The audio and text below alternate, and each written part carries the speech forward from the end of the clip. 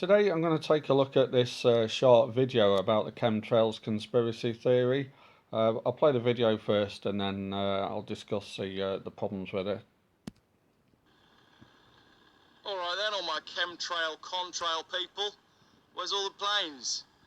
Where's all the streaks in the sky tonight? Have they all gone to bed? Oh, it's because of the conditions, Jeff. You have to have the right sort of conditions to form contrails. It's exactly the same as it was the other night when they were all across the sky in a grid format. Thank you for interrupting my video, white car. It's the same as it was the other night when they were all across the sky in a grid format and then the entire sky went grey and hazy. Oh no, Jeff, you're just making it up. Yeah, they only happen in very specific conditions. Like the very specific conditions we've had for most of the week. Where's all the planes? There's not a single plane, not a single trail in the sky. Oh, there's one over there. I can see it. There is one. There is one. Look, it's leaving a contrail. Can you see that? The camera won't pick it up. It's actually... Okay, so first of all, this video is quite funny in the sense that he says, "Oh, where's all the planes?" And then at the end of the video, he does actually find one. But he's making several erroneous assumptions there. So the plane he tries to zoom in on looks like it. You can just see it a little bit. It looks like it's got a short contrail. So, I mean, anybody who's watched the sky, if they get planes coming over, will notice that sometimes the contrails are really long over most of the sky. Some of them fade away quickly. Some of them kind of spread out more into clouds. So it does. He says. So he says that the conditions are exactly the same as the other night. Now, the mistake he's making now is he's assuming just because there's a blue sky, the atmospheric conditions are exactly the same. So contrail formation actually depends on things like the air pressure, the humidity, and the temperature. Now, just because it looks like a blue sky, it doesn't mean that the atmospheric conditions up in the altitudes where airliners are flying is exactly the same. He also says, well, he says, where are the planes? Now, one thing I've noticed is that when planes aren't making contrails, they're actually very hard to spot unless you're really looking hard for them in the sky. So it could be that there were more planes in the sky when he was filming and he just couldn't see them, or it simply could just be different days of the week. There's less aircraft flying over depending on schedules. It's not clear whether he's filming this exactly the same time of day as he's done previously. So if we look at this as an interesting article here, as usual, I'll put all the URLs in the description. Now, the actual article is about why don't jet propeller aircraft make contrails when pure DX do. But this article is worth the read because, like, pardon me, one of the things it does show, like here, is that contrails are actually a problem for bombers in the Second World War. So we know aircraft can make contrails.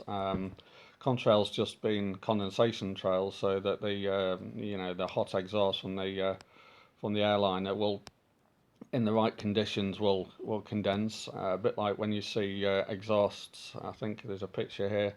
Sometimes you can see a similar thing from a car exhaust in the right conditions in the winter.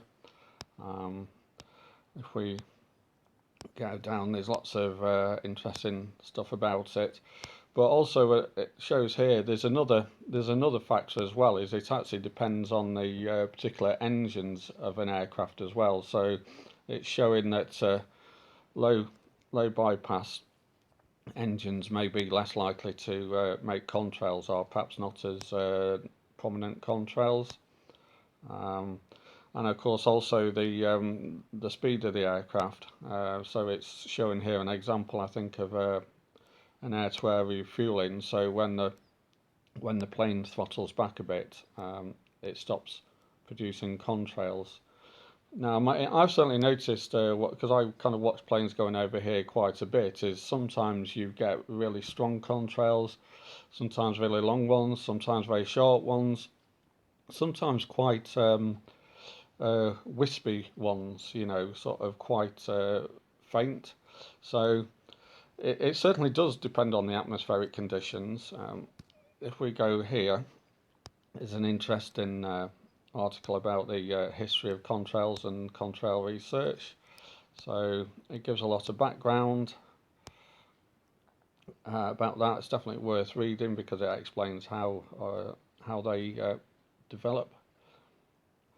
So going back to the video, so he seems to be implying, like a lot of these other chemtrail conspiracy theorists, that actually what the airliners are doing when you do actually see a contrail, that it's actually a chemtrail, so a chemical trail, and that they're spraying some kind of chemical over the sky for whatever reason, whether it's something to do with trying to affect the weather, or for some kind of nefarious purpose. I mean, this guy doesn't say what he thinks it is, but of course, like typical conspiracy theorists, he doesn't actually provide evidence for his claim. So he doesn't say, well, what chemical could the planes be spraying?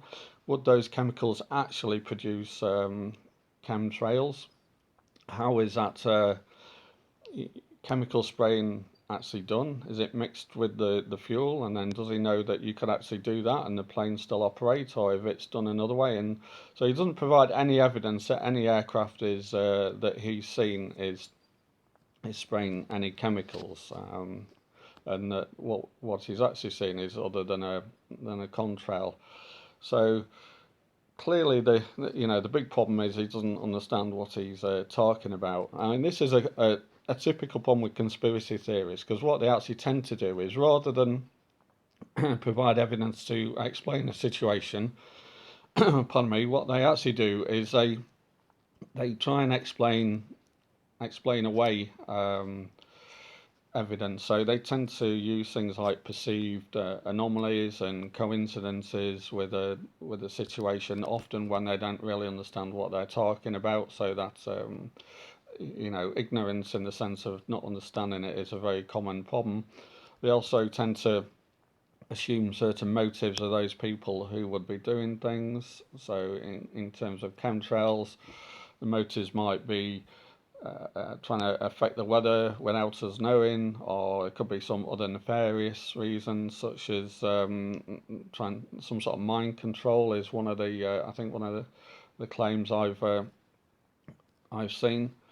But this video that this guy posted, though, it's just typical of typical of the idiocy of conspiracy theorists. They don't know what they're talking about.